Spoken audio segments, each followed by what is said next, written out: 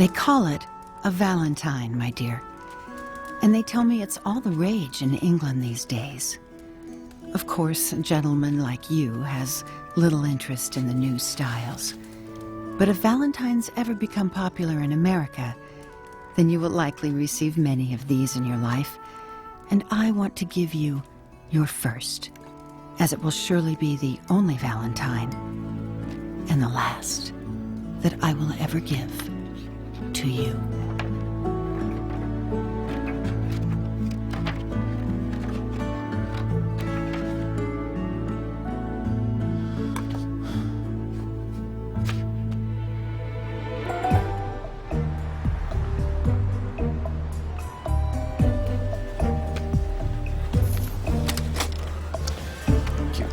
Hazel, I believe this address is on your route. Yes, but why don't you just... It's been postmarked, so perhaps you could deliver it today? Sure, but it'd still be easier to... A postmarked envelope must be delivered to the street address thereon, Miss Obachina.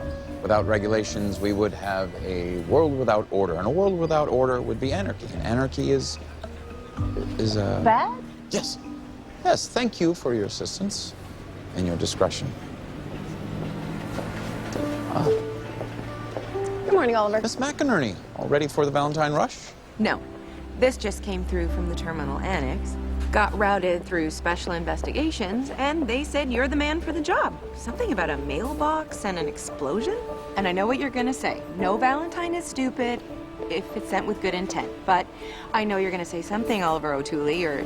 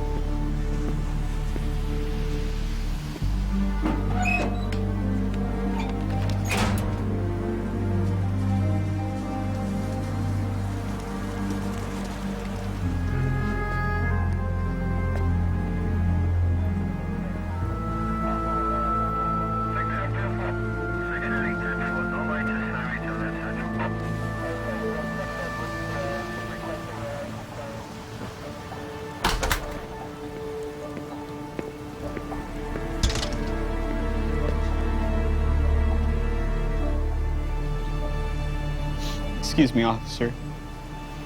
Where do I go to turn myself in?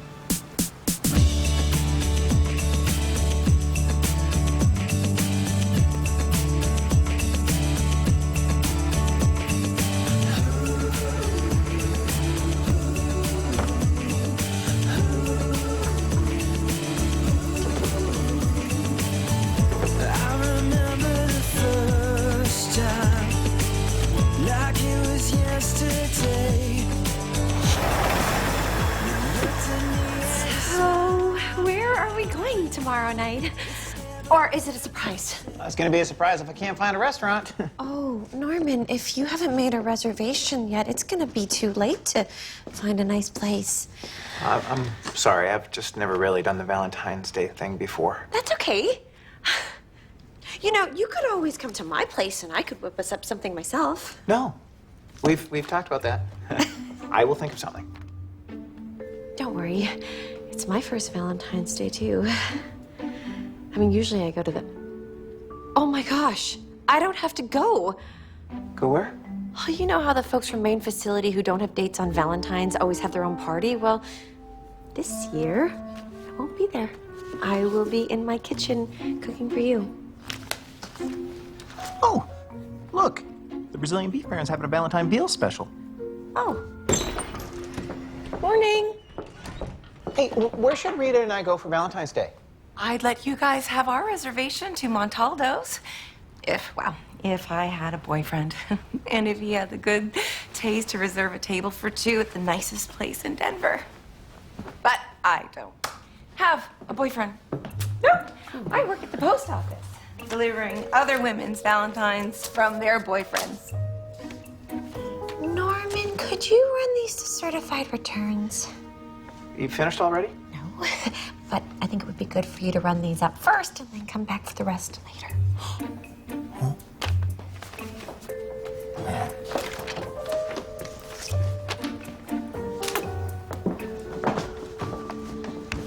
Hey, is there such a thing as a fancy taco truck? No.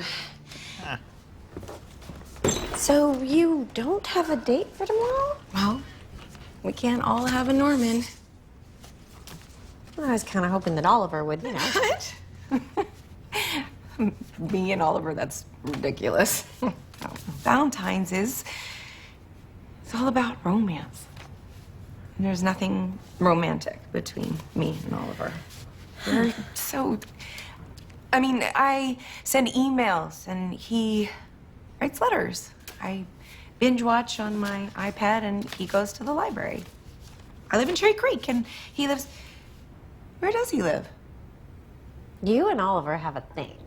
Thing. I can read the chemistry. Chemistry does not a romance make, Rita. What? You're even starting to talk like him. Well, Oliver is a gentleman. And he is recently, amicably but freshly divorced. And I doubt that he's ready to take anyone out for Valentine's, let alone a coworker. A coworker he has a lot of chemistry with. Don't end a sentence with a preposition. You did it again. Hey, where is Oliver?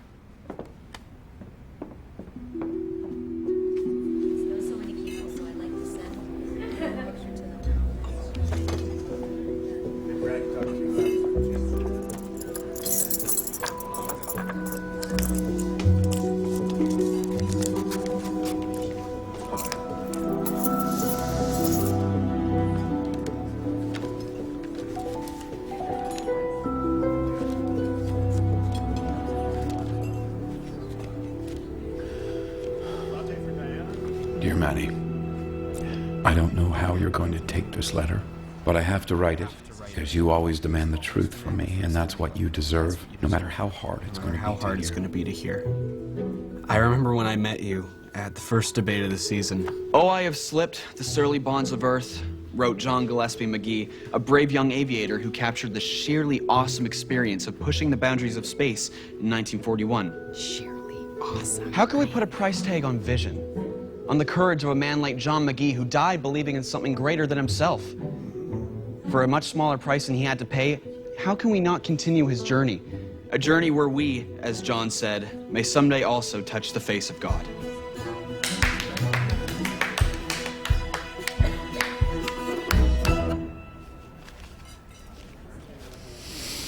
Breakfast. Requests for overtime and part-time cards must be submitted by 4 p.m. today. Do you have any idea how hard it is to postmark a bear? Jimmy, let it go. This is Miss Hayworth's colleague, Mr. Dorman. Could you repeat that, please? Mm-hmm. Uh-huh. Right, yeah, no problem. She'll be there. Great. Isn't it amazing? Yes. Yes, it's amazing. Thank you so much. Thank you. Norman? Remember when Rita went to the National Miss Special Delivery pageant in Washington, D.C. and was 4th runner-up? She did receive the Miss Special Handling Award. What's going on? Well, I remember the lady who won? Mindy, the singer. She quit the post office. Oh. Yeah, she got cast in Les Mis on Broadway. She's the really miserable one. So what? So the first runner-up is on tour with her hip-hop group Postal Mama. What about the second runner-up? Pregnant. Very pregnant. Third? She's in jail. Something to do with counterfeit Elvis commemoratives. So, there she is. Miss United States Special Delivery.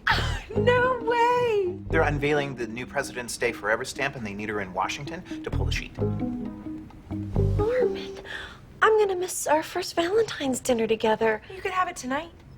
Oh, my plane leaves tonight. How about a nice romantic lunch? I have to meet my cousin Serge at the Mailbox Grill at 1 p.m. Weird Serge from the pawn shop. Well, I would cancel, but he said that it's important. Oh. But you could come with me. It won't be the same, but at least we'd be together. Norman, certifieds are in. Oh. Oh, well, looks like I'll be alone on Valentine's after all. I really hope you're not.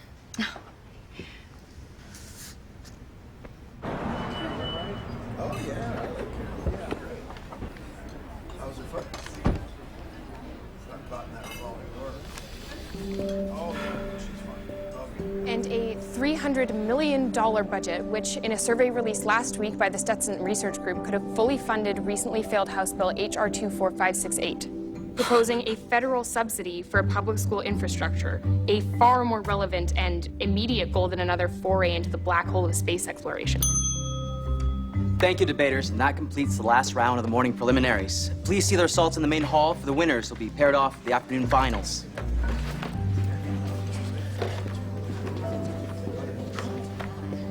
Hey, I like how you referenced the gross national product of Russia during the 60s space race. It was very impressive. It must be my use of actual facts and rigorous research that you found so refreshing. I'm sorry? Look, you might be able to skate through the early debates on charm and folksy storytelling, but when you get to state next spring, if you get to state, they'll be looking for substance, not seduction. Come on, Becca, let's go. I always figured sooner or later somebody would see through all the smoke and mirrors and realize what I feared most about myself. That I wasn't a great debater, just a good showman. But nobody ever had the guts to call me on it, until you. It's early, Maddie. We'll get them next time.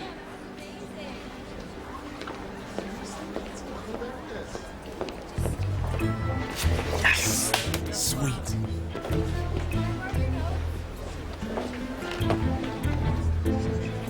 I can only imagine what you thought of me after that first debate. I never thought you'd be anything more to me than the competition to beat this year. What scares me is what you're gonna think of me now.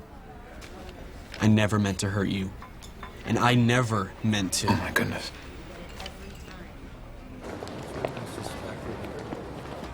It's still such a shock. Well, you should have been Miss United States Special Delivery in the first place. This is a very bittersweet victory, Norman. I'm gonna miss you. First tweet of the new Miss Special Delivery. Congratulations. What was that? Well, you're going to be famous now.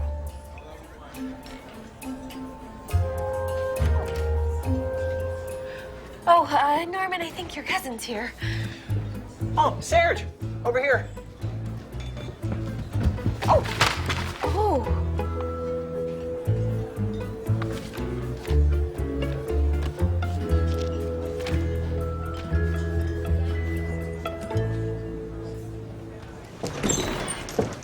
Ah, there you are.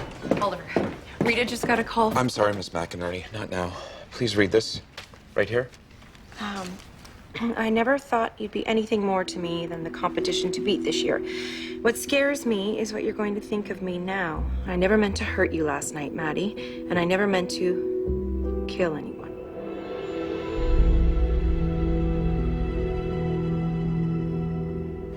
Oh, these are pretty amazing, Serge. You got a whole lot of vintage Valentines here. Norman, look at this one. My heart leaps for you. So are these from a private collection of yours? Yes. I bet you got these at the pawn shop. Yes. It's like he's taken a vow of silence or something. I have taken a vow of silence. Well, there you go. Why? I'm moving to Minnesota to join the Little Brothers of Perpetual Frost. It's a monastic order dedicated to meditation and contemplative ice fishing. Well, you've always been very spiritual. I know you're an expert in mail-in stuff, and I heard you were in love.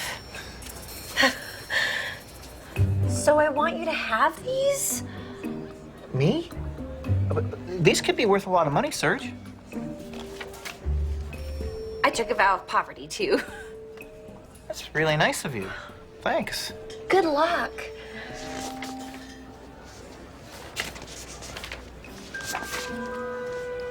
If you're ever in Minnesota, look me up. We'll fish. I didn't have a card for that.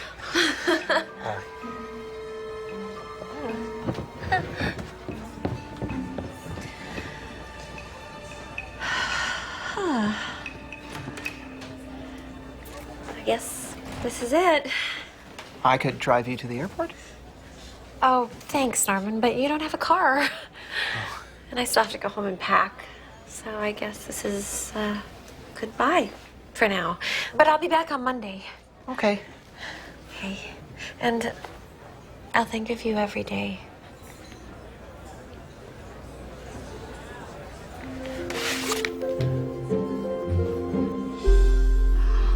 Whoa, Norman, look at this. What? Linen envelope, silk ribbon, postmarked by hand, 1835, addressed to Postmaster Mr. Somebody, New Salem, Illinois? Norman, think. Postmaster, New Salem, Illinois, 1835. Oh, wow. Wow. Wow. Well, you're gonna have fun with this one. We? You're asking me for my help, aren't you? Well, I think any letter containing a reference to killing someone demands special attention. Well, let's see. Well, the envelope is useless. Half the pages are singed. All we have so far are 2 high school debate teams from 15 years ago, putting Maddie at about 16 or 17. Debate competitions move around every month from host school to host school, kind of like a football season, so she could live anywhere in the tri-state area. And a good debater spends so much time researching and prepping every possible topic that they don't really have time to kill anyone. I debated in high school. Astonishing. Yep. Teenagers, debates, death. I've Googled with less.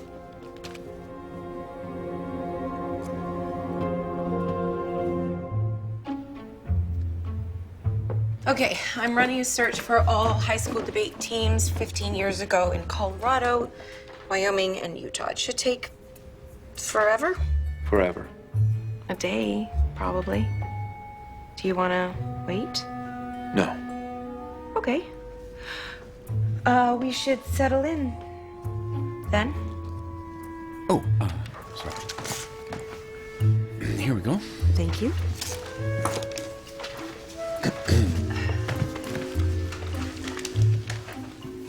People do crazy things for Valentine's, don't they? I suppose. Oh, so here we go. Do you remember the second competition? The resolution was the national minimum drinking age law should be was the repealed. national minimum drinking age law should be repealed. Heads. Your call. Con.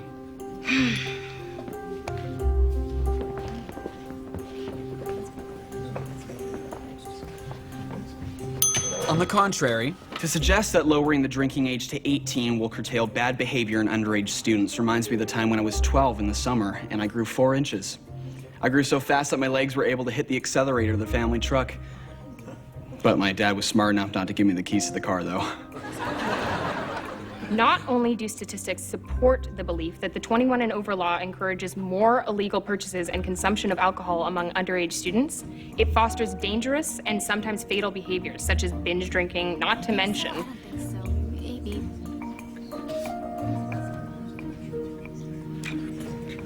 The debate was carried by the team from Wyoming, arguing the pro side. Semifinals will begin after lunch.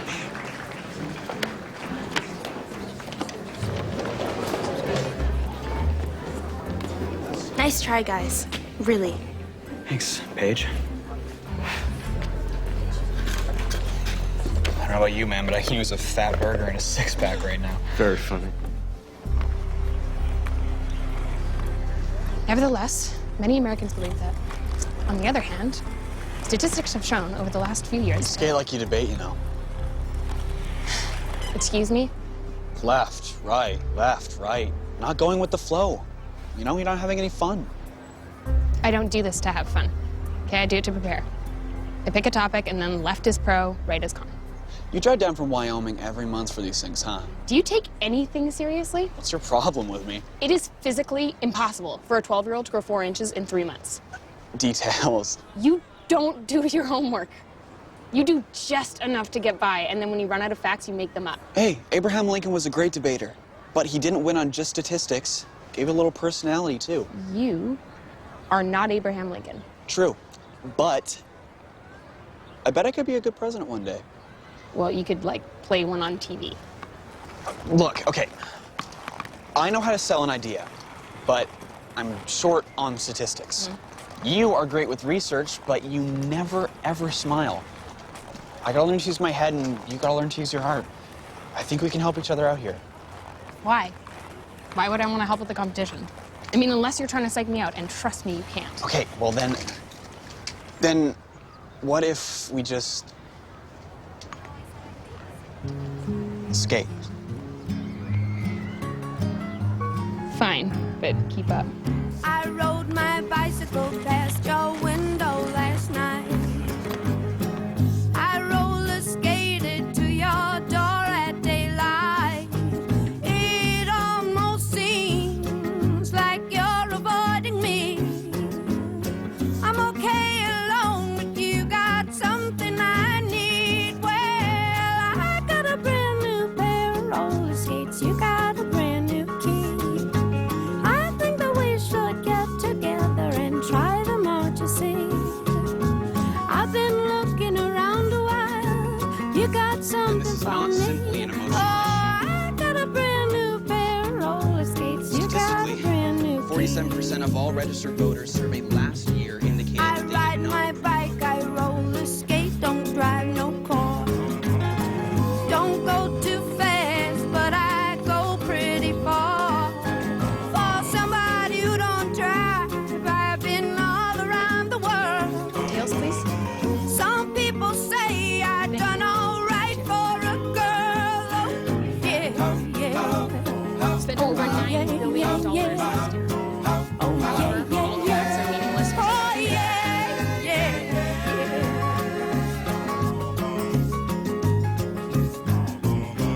I asked your mother if you were at home. Because any She human said being with a yes, beating heart and has ever but spent the you night in the weren't hospital with someone they alone. loved. Oh, sometimes I think that you're avoiding me. I'm okay alone, but you got something I need. Well, I got a brand new pair of roller skates. You got a brand new key.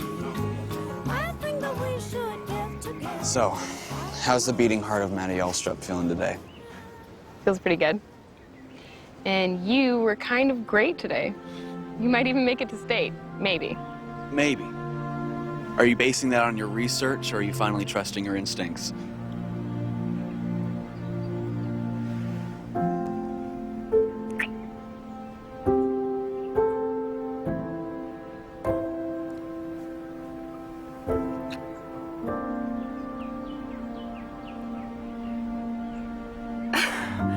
I keep thinking how different everything would be now if I just hadn't kissed you that day. But I did. And nothing will ever be the same. Well, that's sweet. He kissed her and everything changed. Everything certainly changed for whomever he killed. Yes, well, there's that. That kiss set something into motion, and someone died. I'll filter the program to search for fatalities occurring around the time the mailbox blew up. Oh, okay, here it is. Saturday, March 24th. It was 4:15 in the afternoon.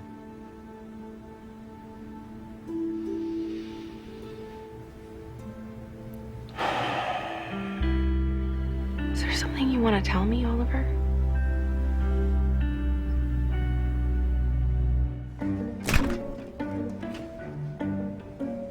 We're out. And I'm not prepared to discuss this. Yoo-hoo free. I wasn't going to tell you this, but I have Angie, the barista, keep a couple of emergency yoo-hoos for you behind the bar at the Mailbox Grill.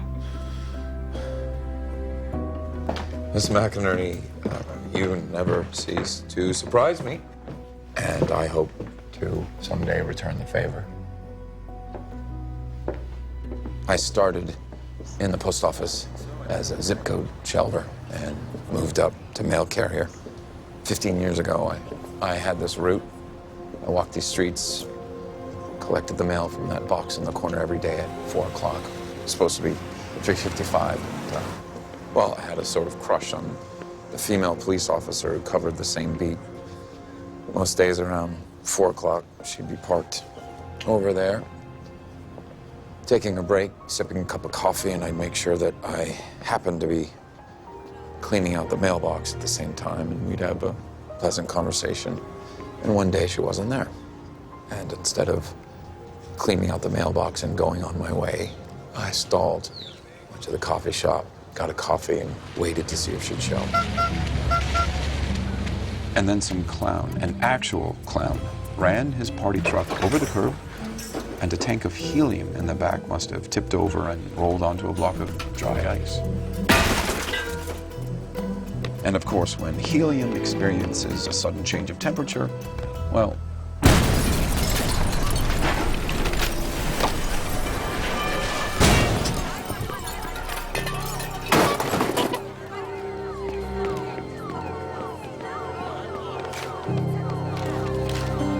I knew I'd never rest until I made things right, because none of those letters would have been damaged. I just done my job. No one ever thought to blame me, but I knew, so I volunteered to help recover them. And it was then that I realized that they weren't just letters. They were lives. A birthday card, a house payment, an apology. When we were finished, when I thought we were finished, I didn't want to stop.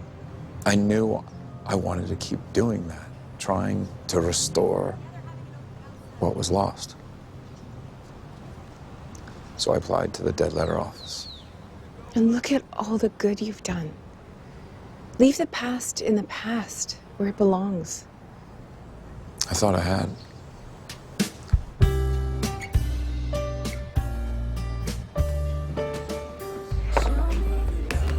oh, it feels like a double fudge day. Why not?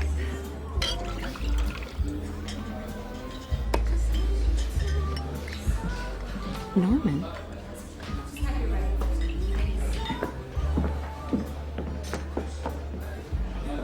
Norman?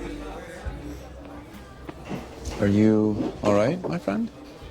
Oh, my cousin gave me a box of antique Valentines, and one of them is incredibly old and will probably send shockwaves through the annals of American history.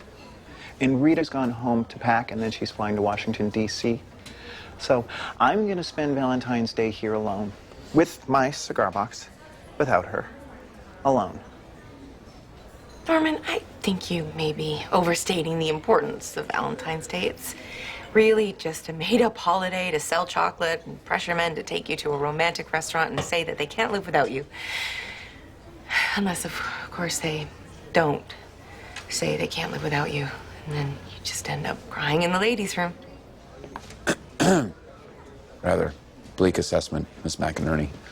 I prefer to think of Valentine's as simply an opportunity for two people to recognize a mutual interest, enjoy a quiet meal, perhaps even celebrate the multifaceted nature of love as defined by the Greeks. Phileo, storge, eros, and agape. Hence the ladies' room. Hence? You know, you're really starting to sound like Oliver. Okay. Well, I'm sure Oliver would be happy to take you out on Valentine's. Well, keep you company. Oh. Oh, unless you're already booked. Well, oh, it's okay. I'll just have dinner with Shane. No, I mean, she may already have plans. Do you? Oh, wait, there's a lecture tomorrow night at the Colorado Stamp Collectors Club. I guess I could do that. Yes. That's a wonderful idea. Nothing like a little philatelic diversion to take your mind off your troubles? Well, Miss McInerney, it has been a long day. It's 3 o'clock. Norman can analyze Maddie's letter. I'll evaluate the historical significance of his mysterious Valentine. Why don't you just take the rest of the day off? I thought we had more to talk about. Nothing that can't wait till tomorrow. Norman and I need some man time. Go home. Relax. Putter. Check your mail. Putter. Okay.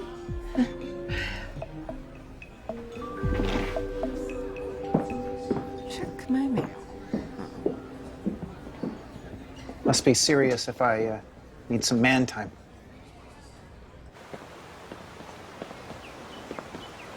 The course of true love never did run smooth, Norman. But you and Rita have declared your feelings for each other. You finally put your raft in the river. You may hit a few rocks along the way, but at least you've begun the journey. Now, what's all this about rewriting American history? Hmm?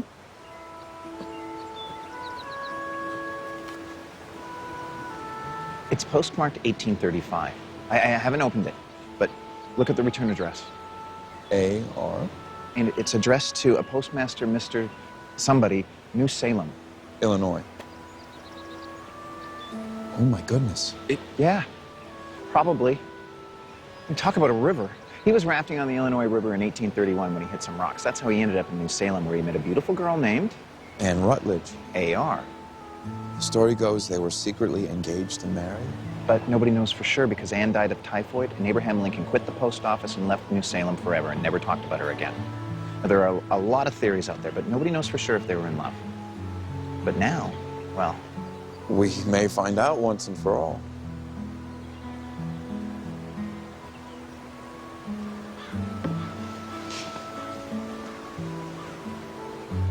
You know that river you were talking about? Do you think you'll ever get on a raft with anyone again? I hope so.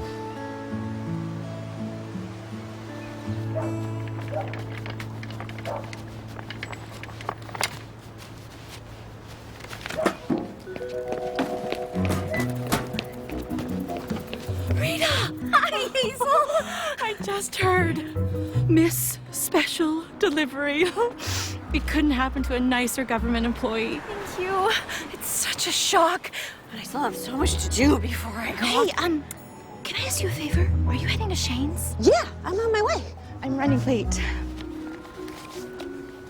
Could you? Oh, sure, just drop him in the box. You're such a sweetheart. All right, well, see ya. See ya.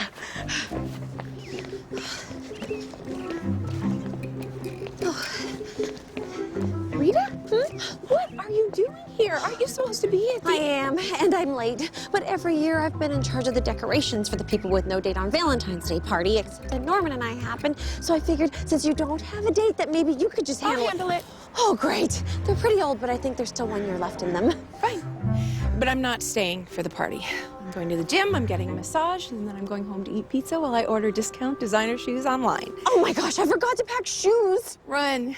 I've got it covered. And have her? Thank you.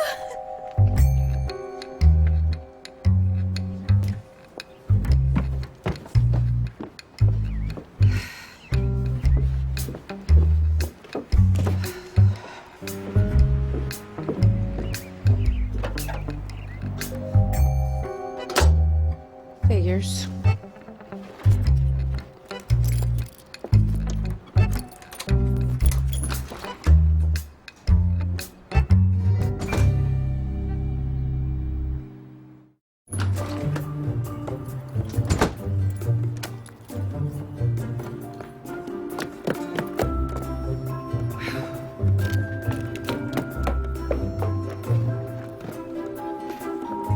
Turns out tonight's lecture at the Stamp Club is on blatant misuses of postage due. Oh, it's a worthy topic. And high time, too. You want to come? Well... You know, Oliver, there's more to me than meets the eye. Oh, I am aware of that, Norman. See, I think you wanted to ask Shane out for dinner, and then you chickened out. Well, for your information, and your information only, I did in fact mail her a Valentine with a personal invitation, and I am awaiting her response. You mailed it? You couldn't just ask her? Well, I wanted to do something special. Waiting to the last minute's pretty special. Hope you like veal.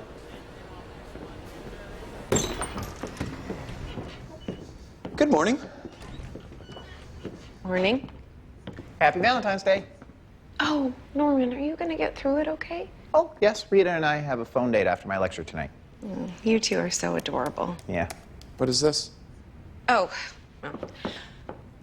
Apparently I am now the entire decorations committee for the postal workers without dates party tonight. Oh, did you plan to attend that? No. I'm just pinch hitting for Rita. So you have other plans? Well, other is... What about you? Well... Eleanor in Passports said that the party's canceled this year because everybody got dates. Terrific. Everybody has a date tonight. Oh, and to top it off, the program I was running just froze my computer. Excellent. Why don't you get Norman up to speed, and I will be right back.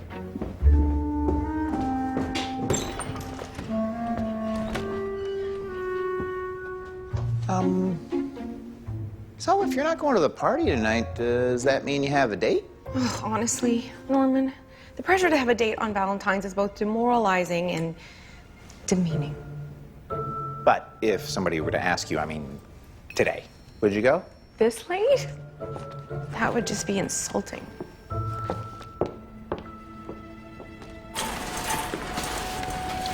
Hazel, about that letter? Oh, you're welcome. No problem. She got 2 Valentine's cards yesterday, one from her mother and that one from you. You were really pushing it on the postage, by the way. Oh, gotta run.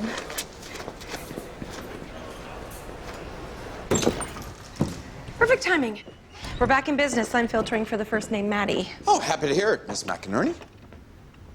Did she say anything? She said Valentine's is demeaning. Demeaning? And anyone who would invite her at the last minute would be insulting or something like that. Insulting? Maybe she got it, but she doesn't want to hurt your feelings, so maybe she'll wait till tomorrow and then pretend she didn't get it. I saw that in a movie.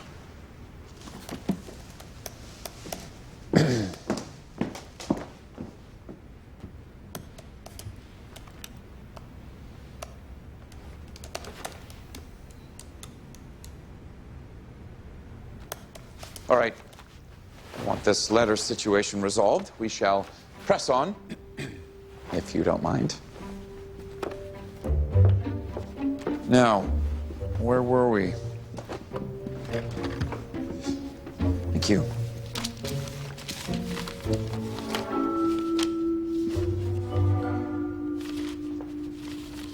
To be honest, Maddie, I started competing in these debates every month just to have something to put on my college application.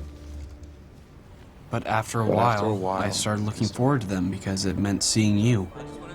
And by the time we made it to the spring finals, just being there together, well, I felt like I'd already won. I wish you could believe that. How'd it go? Well, we qualified. We did too. Good for you. Hey, Rye. Hey. So it looks like you're still in the running. Looks like it. I'll see you later. You know, if it finally comes down to you and us tomorrow, trust me, Maddie won't back down. Because I won't let her. What are you talking about? Maddie, for a really intelligent girl, you can be so stupid. He's been using you. Hold on. Last year, Paige Booker was the big threat. So Ryan got her spinning so fast she couldn't remember the Bill of Rights. He used her, and now he's using you. He zeroes in on the competition, and if they're insecure, he encourages them. If they're vain, he compliments them. If they rollerblade, he learns how to rollerblade too. You told me your mom saved up to buy you those skates for Christmas. Okay, it was like that at first, but you were different. I mean, we've been good for each other, haven't we?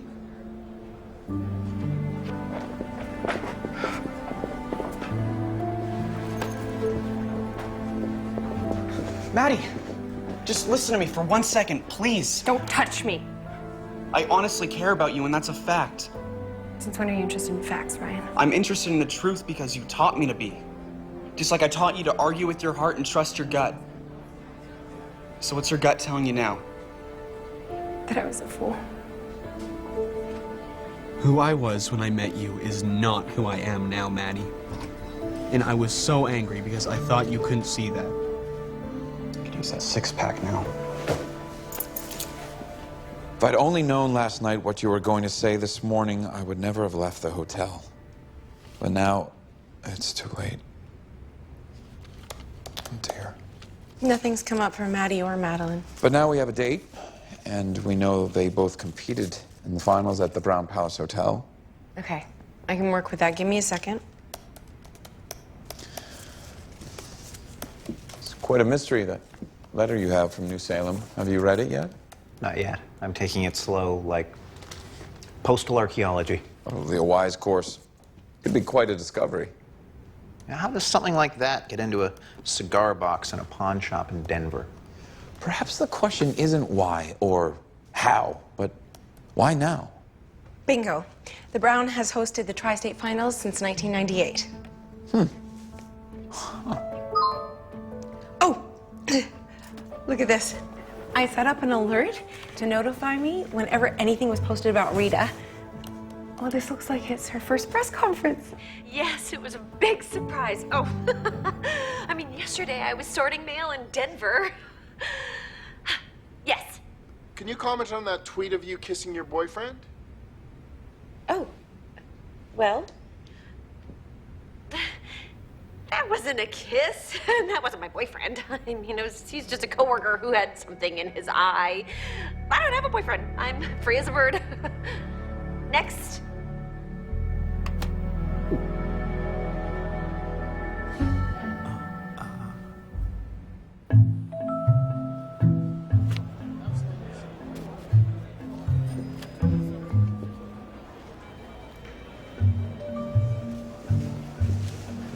Well, the reservations were made by the schools, and they did not keep records of student names. What about the schools? The special events coordinator is busy with the Valentine's ball. She can't give us a list until Monday. We can't wait for that. We have to give Norman something else to do besides dismantle the lobby.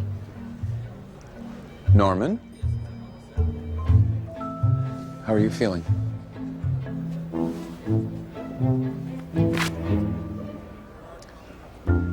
Norman, please? I'm sure Rita will explain everything tonight when you talk. But right now we have to focus, okay? And the part?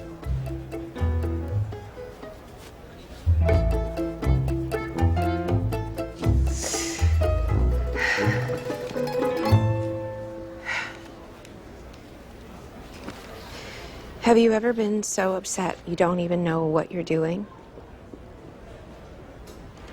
That's how I felt last night. It hurt so much. I just wanted it to stop. Hey! Hey, guys. What's up? Cheers. Easy money.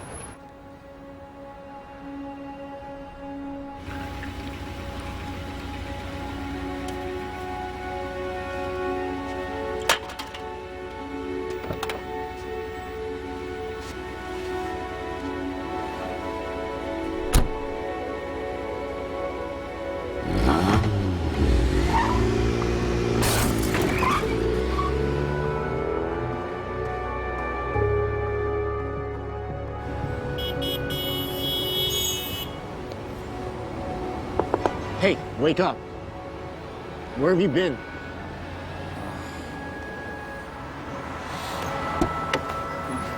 God, you stink. What happened? I hit a trash can.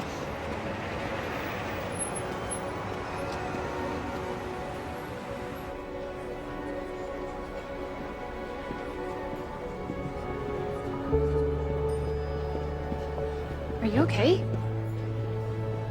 I don't know.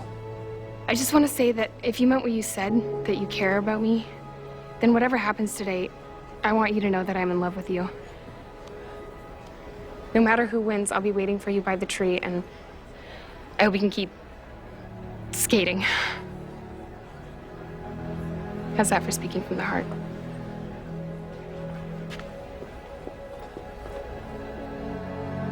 Resolved, the federal government should withdraw tax credits or additional financial When the weakest of us, those who are lost on the perilous and lonely journey of homelessness, have become too marginalized to hold themselves back from invisibility. If our government, by the people, for the people, all the people, then we too have lost our way.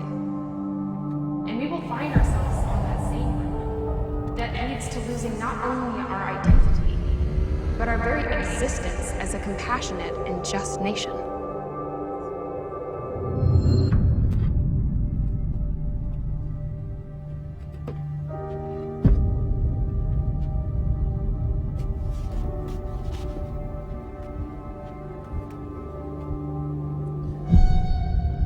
In 1962, the percentage of homelessness among Americans was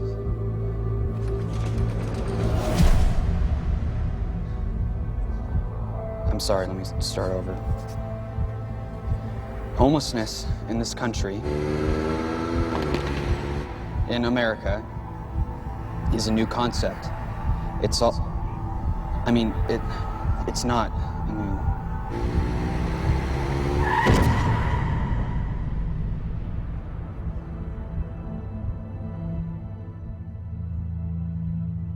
I realized two things this morning, Maddie. That I was responsible for the death of an innocent person, and that I have to take responsibility for that, no matter what that means. So instead of meeting you at our tree today, I'm gonna turn myself in. So I won't be there to watch you in the finals, but at least now you'll know why. This is gonna change my life, but I can't let it change yours. And I'll understand if you don't want to have anything to do with me again. Just remember that when you told me you loved me,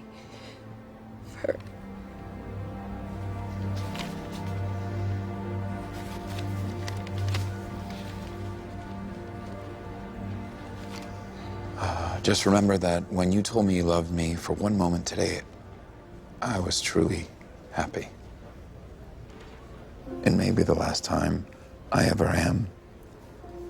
Love, Ryan. P.S. Take good care of your heart. you know, when I filtered for a Maddie, I didn't get any hits, but maybe if I try Orion. I can't imagine what his life must have been like, ruined by one single mistake. Not necessarily. If he was under 18, then his name would never have been released, and nobody would ever know. Except for us. I'm not sure we should know. Let's just keep trying to find Maddie. I think we just did. It's not Madeline, it's Madison.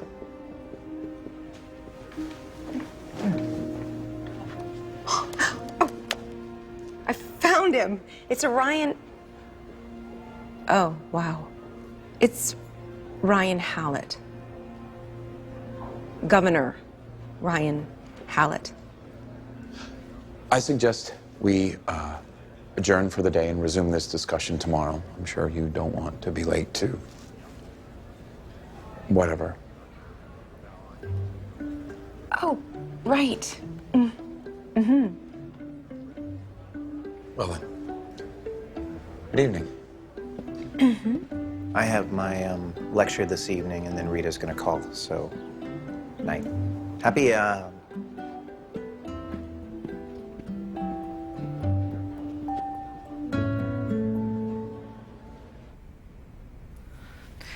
Norman, I really think you're making too big of a deal out of this. My girlfriend says that she doesn't have a boyfriend. I think that's a big deal. But why would I want the whole world to know about us? Why wouldn't you? Because the world is a different place now, Norman. I mean, everybody tells everybody everything. I mean, they post it or they tweet it. and then it's just out there forever, and... Are you saying that we're not forever? No. I'm saying this is our life. We're not somebody's hashtag.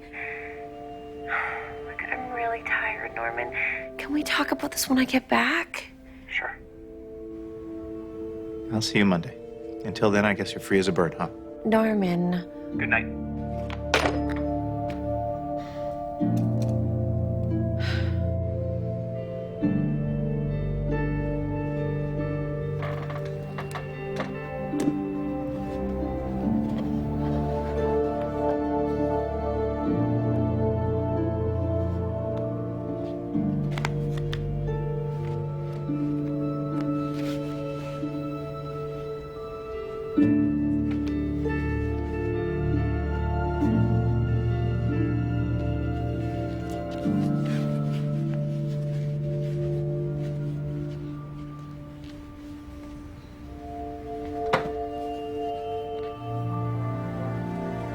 February 14, 1835.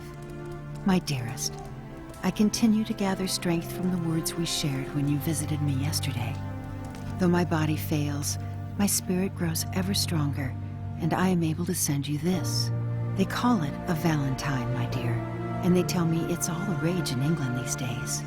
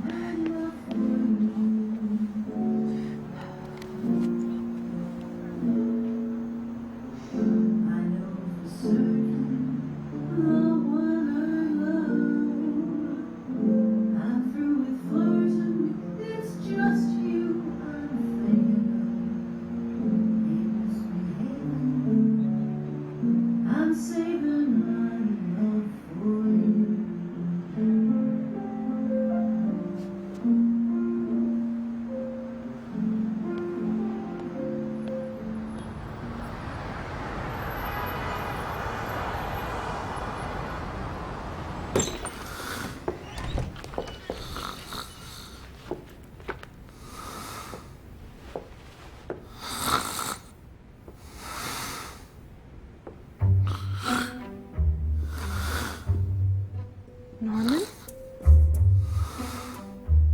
Norman? Are you here all night? Yes? No? Well? What's this? Oh, that's the antique card that Serge gave me. It's beautiful. It's almost 200 years old. And all handmade? Yeah. Somebody sure did care about somebody. Yeah. Good morning, everyone. Norman? You are not yourself? I just need a shave. A gentleman must never forsake his morning ablutions. Do what you must, and we'll regroup at the grill at, say, 10? Okay. Sorry.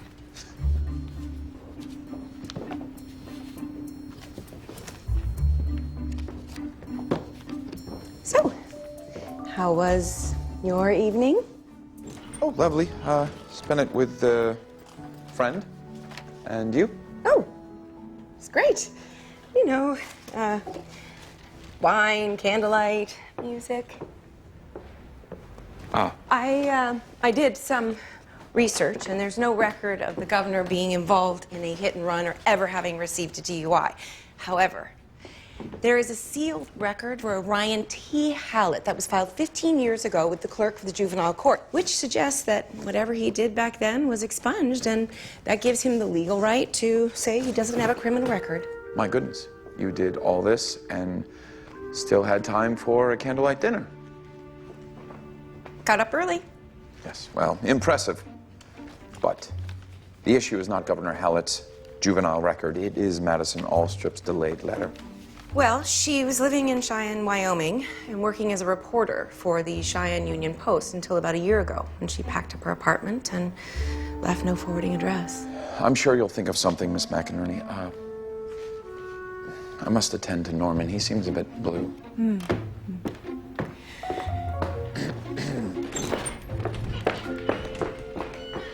Oliver. Hallett is a good governor. Even his opponents like him. Whatever he did, he turned himself in and he paid his debt. If we deliver that letter to a reporter, then we're handing her the power to destroy a good man who was once just a stupid, broken-hearted boy. What happens after we deliver the letter to Miss Alstrup is between Miss Alstrup and her conscience. Well, this is about your conscience. That lady cop that you had a crush on, you haven't seen her in 15 years, and it still bothers you that you allowed to get her in the way of performing your duties in a timely manner? Rita's right. I really am starting to sound like you. Please keep me informed of your progress. There must be something in here we're missing. Oh, and the police officer? I never said I haven't seen her since. I'm still unclear how this got so out of hand. Somebody took a selfie with us and tweeted it, and somebody else posted it, and somebody else pinned it. Before you know it, Rita had gone viral with her own hashtag. I have no idea what you're talking about, but I am outraged. So was Rita, I guess. But when you're in love, don't you want to just shout it out to the world? Of course. For some reason, strangers have chosen to shout it for you. You know what her hashtag is? Norman, please, let's not go there.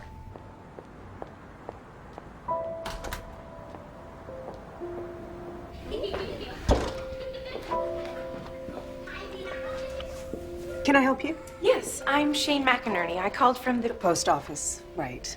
I'm Becca. Hi. Rumor was he had some kind of breakdown and took the year off from school.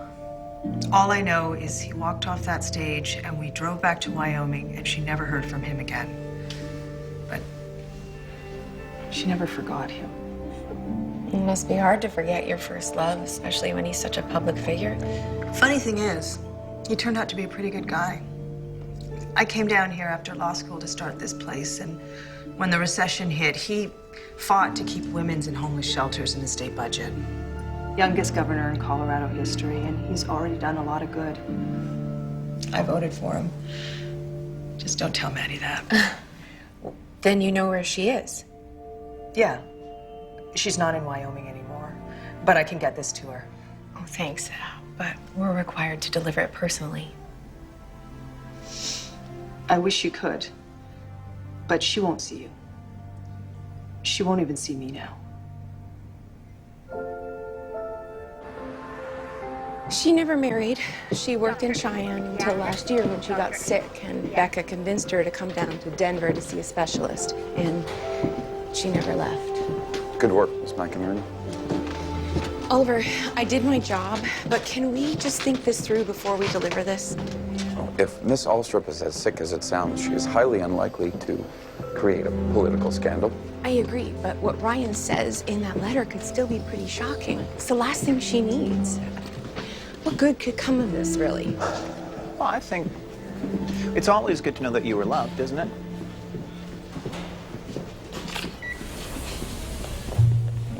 May I help you? Yes, please. My name is Oliver O'Toole. My colleagues and I were hoping for a moment with Miss Madison Alstrup. She's not taking visitors. Oh, we don't want to disturb her. Good, because you won't. We do need to deliver this to her briefly in person. We don't all have to go in, just one of us. How about none of you? But we're from the United States Post Office on official business. Honey, you could be the governor of Colorado on official business and you still wouldn't get by me.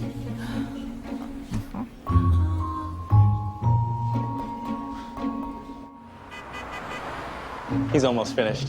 Thank you. I bet you guys were busy this week. All those Valentines, right? 350,000. And not one of them was for me.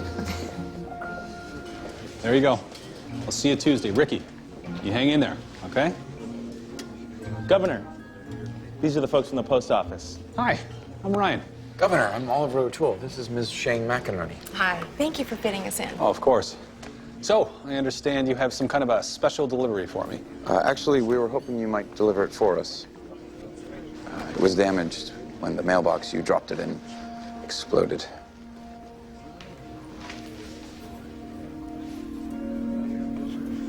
That was 15 years ago. Yes. But once it's mailed, we are still required to deliver it to the name on the envelope. Of course. Governor, it was necessary for us to read the letter in order to process it. Can you give us some time?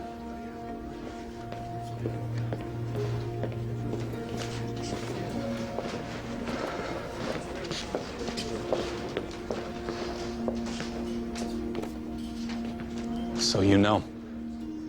Yes. Nothing can explain or excuse what I did. He was homeless. No friends, no family. There was no one to even miss him or to apologize to. He was never identified. A man just as alive as any of us, trying to do the best he could, and in one moment, he's gone. I was a minor, so it never came out, but I never took another drink.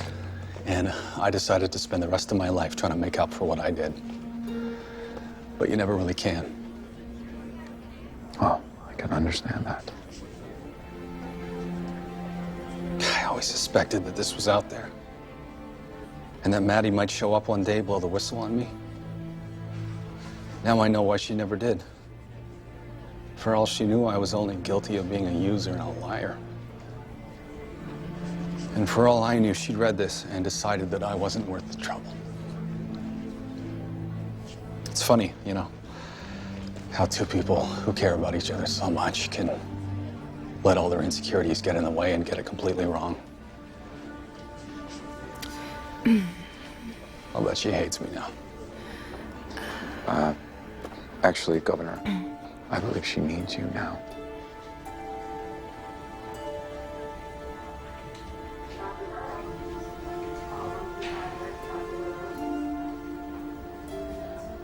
What have you got there?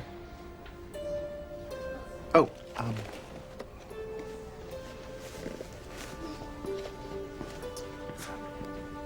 kind of a Valentine love letter.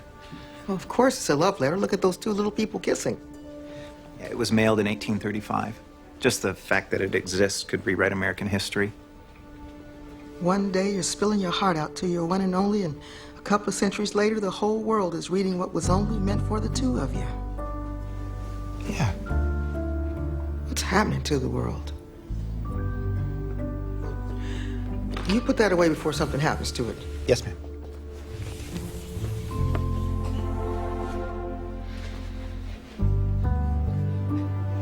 And you're still not getting in there. Yes, ma'am.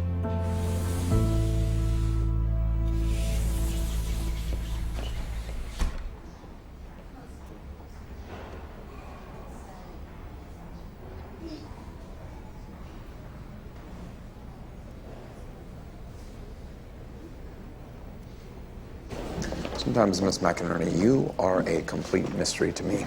Sometimes? Why would you lie to someone about not receiving any Valentines? Well, that wasn't a lie. Oh, please, Miss McInerney, if for whatever reason you were too uncomfortable to decline the invitation in person, you might try leaving your mother out of your rather sad attempts to dissemble. Oliver, I have no idea what you were talking about. I'm talking about dinner last night. Okay. I lied. I didn't have a date. But I didn't lie about getting any Valentines. I didn't receive a single one this year, not even from my mother, by the way. And you're one to talk. You said you spent the evening with a friend. Well, if one cannot be one's own friend, then... Wait, how did you know? And please, don't change the subject. Oh, for heaven's sakes, what are we even talking about? We're...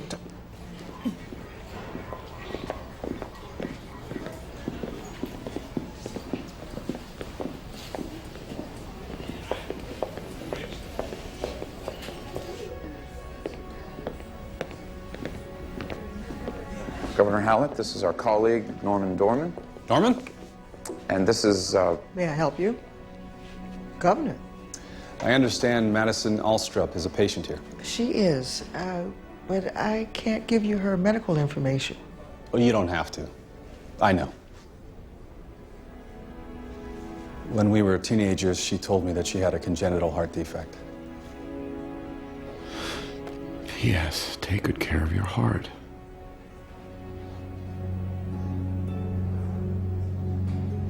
I understand that she doesn't want visitors. Well, folks like this, getting ready to go, it's not that they don't want visitors, it's they don't want just any visitor. Governor, you're not just any visitor. Sir.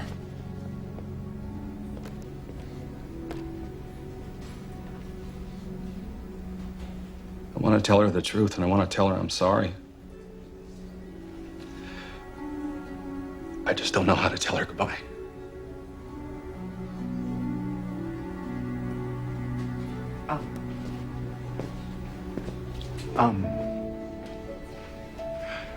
When Abraham Lincoln was 26 years old, he went to visit a woman who may or may not have been his fiancée. Nobody's ever been able to prove it. We do know that she was dying of typhoid, so he had gone to say goodbye to her. Nobody knows what they said to each other that day. But after he left, he was never the same again. Norman. She told him. Well, I like to think that she told him not to dwell on the past or blame himself for what he couldn't change. And no one could ever understand the special bond that they had. And I think that she told him that none of it would matter if he didn't carry on after she was gone. And I guess we both know that he did.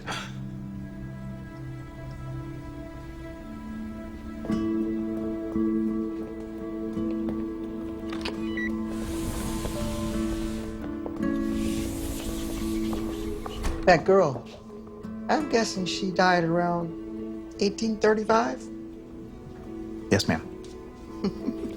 Mm-hmm.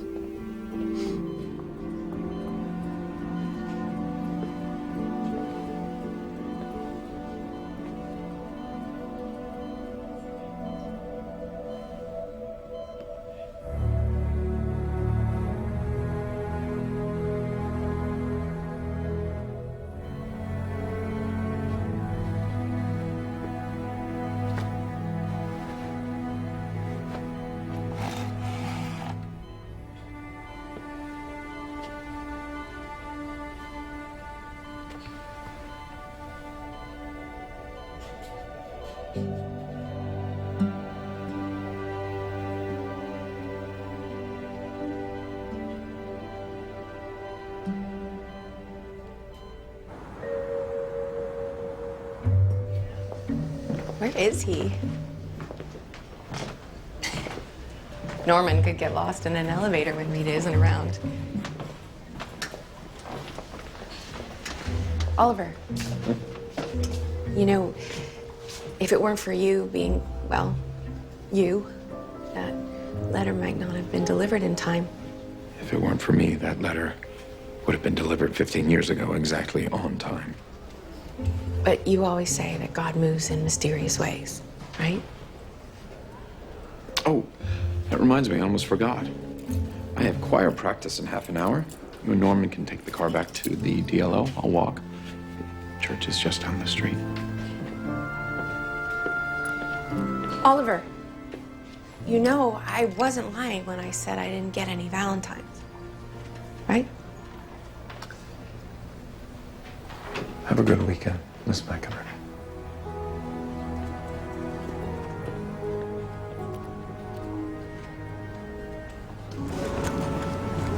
How's Rita? I saw her on TV. She looked pretty happy. She loves you, Norman. You love her. Look, we both missed out on a nice dinner last night, so what do you say we close up and we go grab something? Oh, that sounds great. You didn't go out with Oliver yesterday? No. How come? He didn't invite me. Yes, he did. No, he didn't. What about the Valentine he sent you? Am I losing my mind? I didn't get any Valentines. Oh, something's weird. Hazel! Hazel, do you remember delivering any Valentines to my house this week? Besides the one from your mother and the other one from... Well, you know. No, I don't know. I never got them. Of course you did. I gave them to Rita and we put them in the... Uh-oh. Uh-oh? She was carrying a box and... The decorations. Rita promised that she'd give them... Norman! Wake up in the morning, you never really know how your day's gonna end. Focus, Norman. It's a plain cardboard box with a bunch of Valentine's decorations in it. Oh, like crepe paper and hearts and stuff? I don't know. I never opened it. Rita said that it was all pretty old and that I just... Oh, hey, hearts and crepe paper and stuff. Yes, that's it.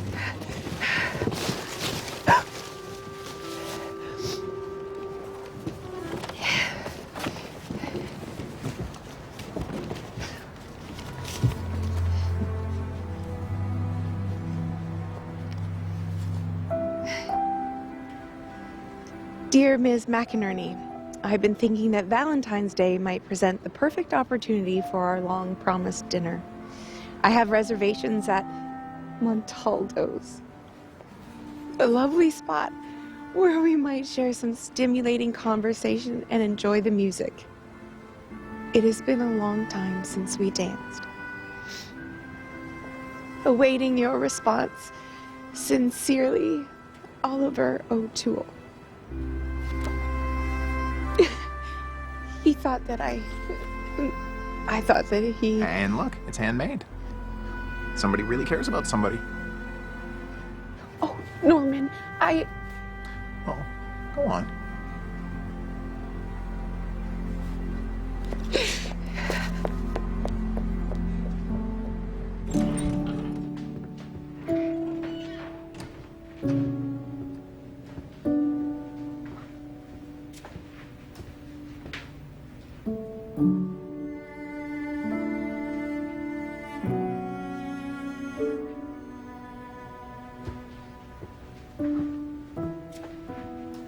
Where are you in?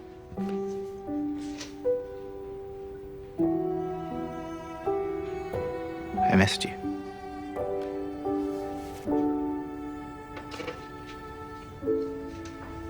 I couldn't wait until Monday. I took the first flight back. No, I'm sorry. I should have known you were just protecting what we have. It's just... You were there with those important, sophisticated postal executives, and I just felt... I just thought I lost you.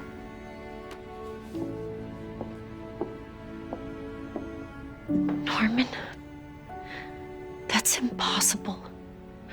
Wherever I go, I will always carry you with me.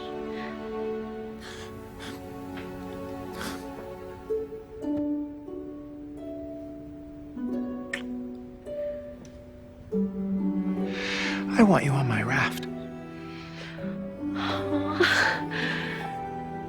What on earth does that mean? I love you. I love you too.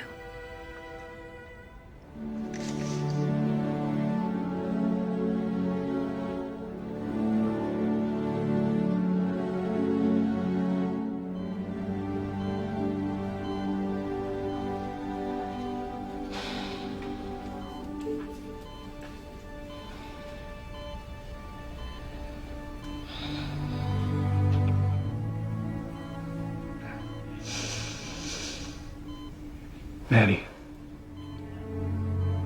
Hey. It's Ryan. Ryan.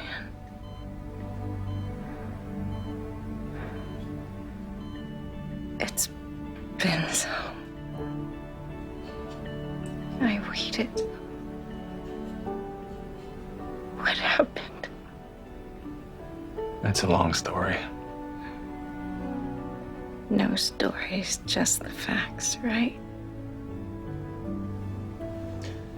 Well, this story you gotta hear.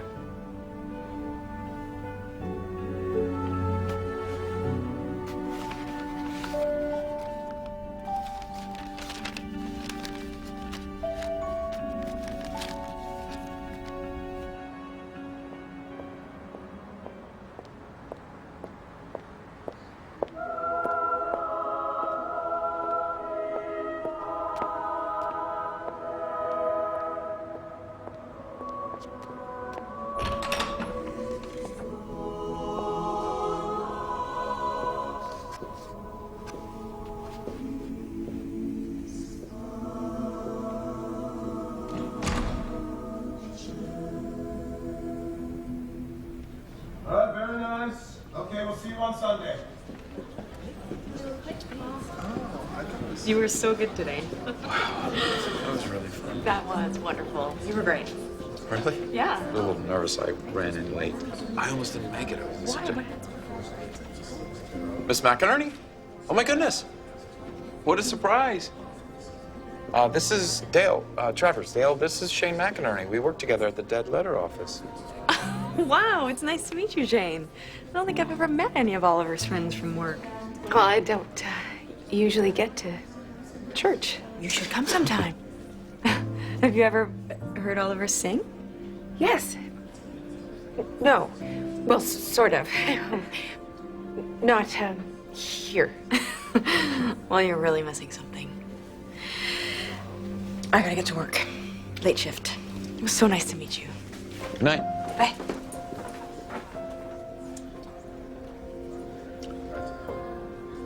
She's a soprano. Ah. So, what brings you here?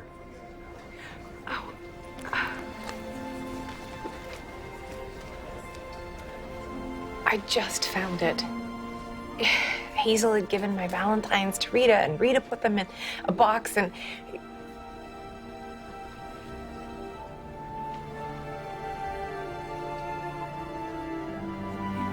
Am I too late for dinner?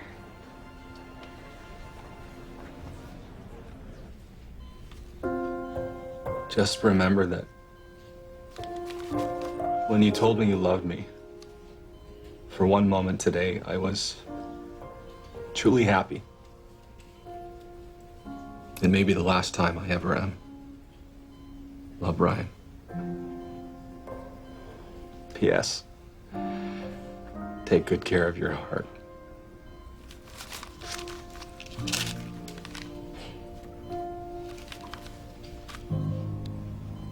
So, you loved me. I loved you. I tried. I tried to take care of my heart, but... I'm sorry that I wasn't there to help. What happened to the man? When I got out of juvenile hall, I tried to find out about him. But nobody knew anything except that his body was still at the county morgue waiting to be claimed. I watched and I waited and nothing. So 2 years later, they let me claim his ashes. And one beautiful Saturday afternoon, I took his ashes to our tree. And I asked for forgiveness. And I made a promise to him. And that I'd never forget that I'd been given another chance to change my life. And I'd taken away his chance to do the same thing. He died on the 23rd of the month, so every month on the 23rd, no matter what, I make sure to get back there. Back to that tree and to him, and I say a prayer. I'm still trying to forgive myself, Maddie. But you know when I'm there? Somehow I do feel forgiven.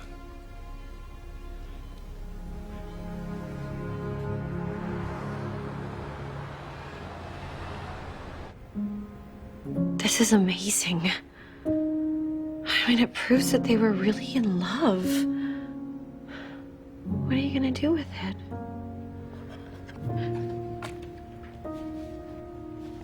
I'm not sure yet. There's nothing like it in the world. But then again, some things are just too special for a hashtag.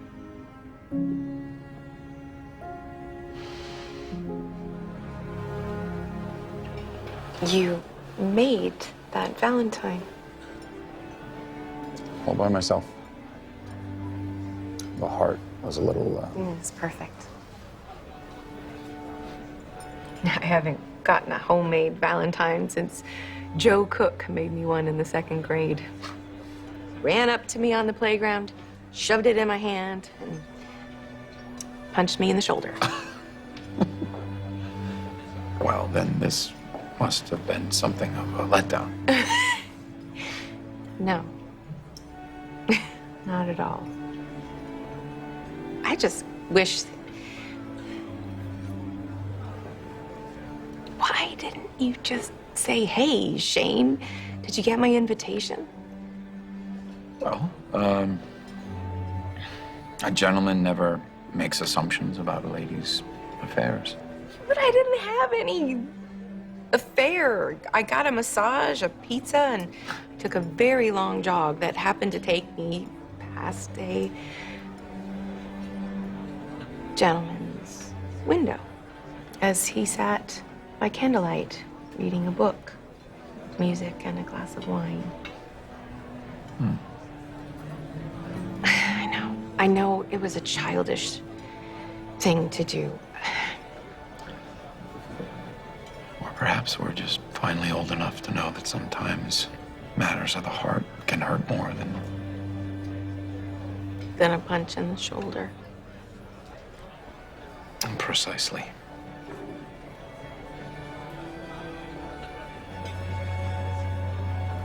I'm sorry, Oliver.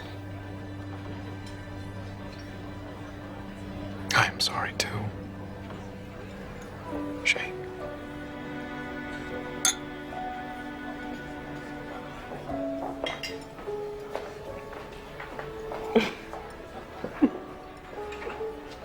So is this stimulating conversation that you were hoping for? Of course.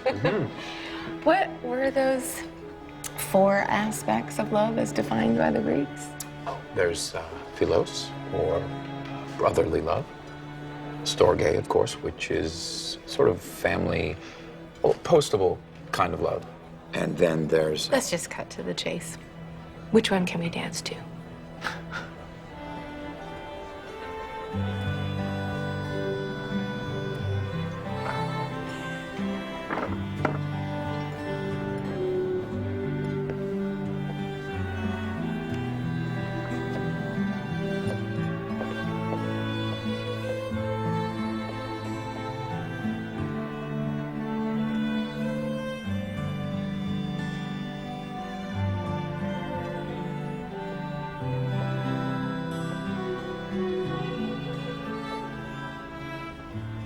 So, about that soprano, Dale?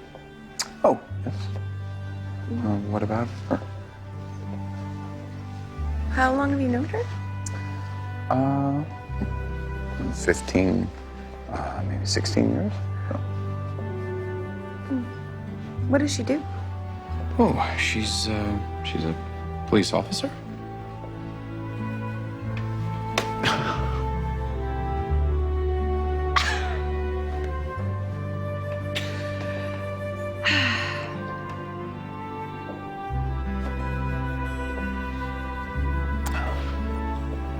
The water is wide.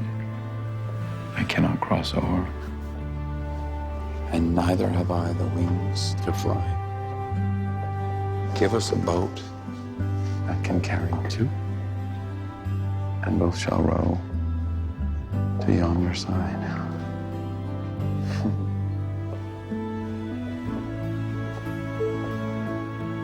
And so, my love, may these words explain all that has been in my heart and bring to you, if not joy, then light to your present darkness.